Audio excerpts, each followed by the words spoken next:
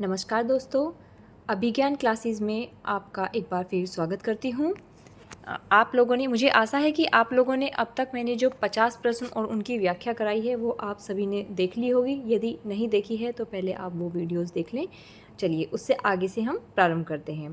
प्रश्न नंबर 51, निम्नलिखित में से क्या हिंदी साहित्य इतिहास लेखन का आधार या स्रोत नहीं हो सकता है? तो इसमें 4 ऑप्शंस दिए गए हैं। इनमें से रचनाओं का मौखिक उल्लेख ये हमारा हिंदी साहित्य इतिहास लेखन का आधार नहीं हो सकता है।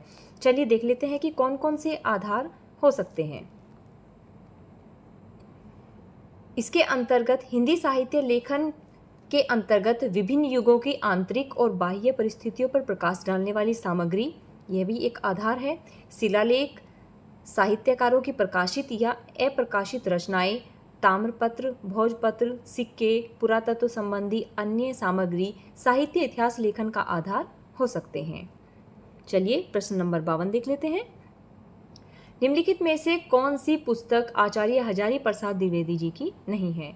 तो हम सभी जानते हैं कि हिंदी साहित्य की आलोचना, यह रचना उनके द्वारा नहीं लिखी गई है, जबकि हिंदी साहित्य उद्भव और विकास, हिंदी साहित्य की भूमिका और हिंदी साहित्य का आदिकाल, ये तीनों ही साहित्य इतिहास हैं हजारी प्रसाद द्विवेदी जी के द्वारा लिखे गए हैं।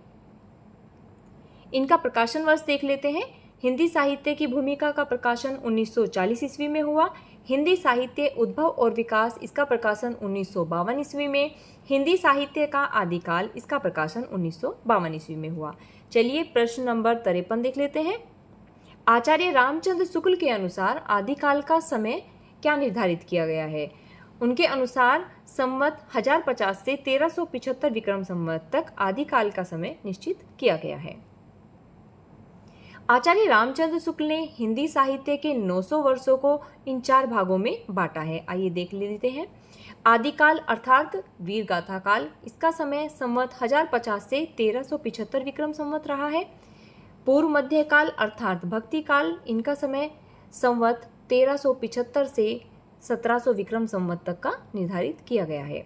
उत्तर मध्यकाल अर्थात रीतिकाल, इसको संवत 1700 से 1900 विक्रम संवत तक, और आधुनिक काल अर्थात गद्य काल को संवत 1900 से 1984 विक्रम संवत तक निर्धारित किया गया है।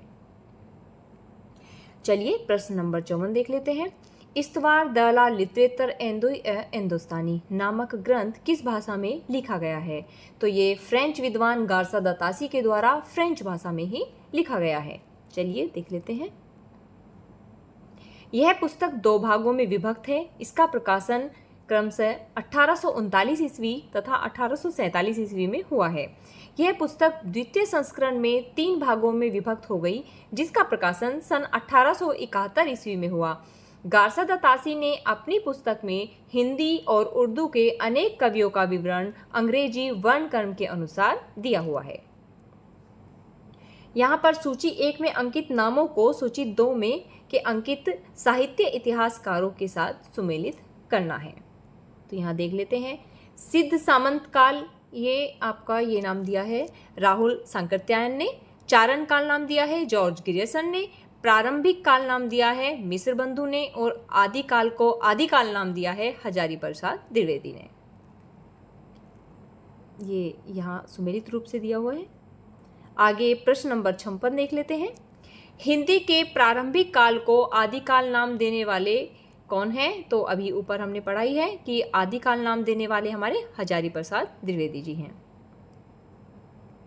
हिंदी काल के प्रारंभिक काल को आदिकाल नाम हजारी प्रसाद द्विवेदी जी ने दिया है। आदिकाल का नामकरण करने वाले अन्य प्रमुख विद्वान इस प्रकार हैं। तो आदिकाल को जॉर्ज ग्रियर्सन ने चारण काल नाम दिया है, मिश्र बंधु ने प्रारंभिक काल, महावीर प्रसाद द्विवेदी ने बीजवपन काल, रामचंद्र शुक्ल ने वीरगाथा काल, राम कुमार वर्मा जी ने संधि एवं चारण काल, और राहुल सांकृत्यायन ने सिद्ध सामंत काल नाम दिया है। चलिए प्रश्न नंबर 57 देख लेते हैं। यह एक कथन दिया हुआ है, कथन परीक्षाओं में काफ़ी आते हैं। ज्ञान राशि के संचित कोश का नाम साहित्य है। यह बहुत ही प्रसिद्ध कथन है और आपको बताना है कि यह किस विद्वान के द्वारा दिया गया है। तो हम सभी जानते हैं यह कथन पंडित महावीर प्रसाद द्विवेदी जी के द्वारा कहा गया है। महावीर प्रसाद द्विवेदी जी के नाम पर ही हिंदी साहित्य के काल विशेष का नाम द्विवेदी युग पड़ा है। प्रश्न नंबर 58 देख लेते हैं। हिंदी साहित्य के इतिहास का काल विभाजन करने वाले प्रथम इतिहासकार कौन हैं? तो काल विभाजन करने वाले जो प्रथम इतिहासकार हैं वो हैं हमारे जॉर्ज ग्रियर्सन। जॉर्ज ग्रियर्सन ने अपने इतिहास में केवल प्रवृत्तिगत काल विभाजन किया है। यह काल विभाजन इस प्रकार है।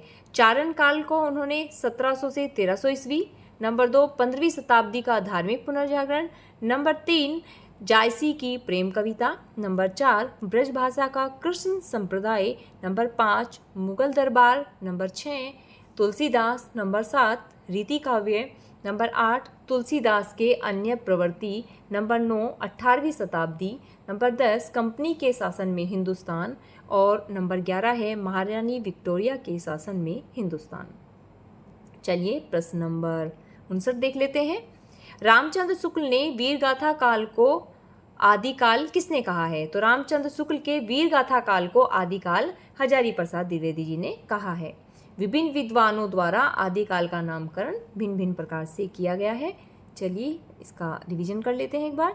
चारण काल जॉर्ज ग्रियर्सन के द्वारा, प्रारंभिक काल मिश्र बंधु के द्वारा, बीज वपन काल महावीर प्रसाद द्विवेदी जी के द्वारा, वीर गाथा काल आचार्य रामचंद्र शुक्ल के द्वारा, सिद्ध सामंत काल राहुल सांकृत्यायन के द्वारा, वीर काल आचार्य विश्वनाथ प्रसाद मिश्र, संधि एवं चारण काल रामकुमार वर्मा और आधार काल सुमन राजे।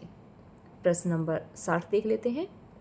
पंडित विश्वनाथ प्रसाद मिश्र के मत से रीतिकाल का नाम श्रृंगार काल होना चाहिए, क्योंकि क्या कारण है, क्यों होना चाहिए? रीतिकाल नाम रखने से उसके विभाजन का मार्ग बंद हो जाता है। चलिए यही अंतिम प्रश्न था। अब ये क्लास यहीं समाप्त करते हैं और आपको ये वीडियो मेरी पसंद आई हो तो इसे लाइक, शेयर और सब्सक्राइब कीजिएगा, इससे एक मोटिवेशन मिलता है। और चलिए फिर मिलते हैं नेक्स्ट वीडियो के साथ। नमस्कार।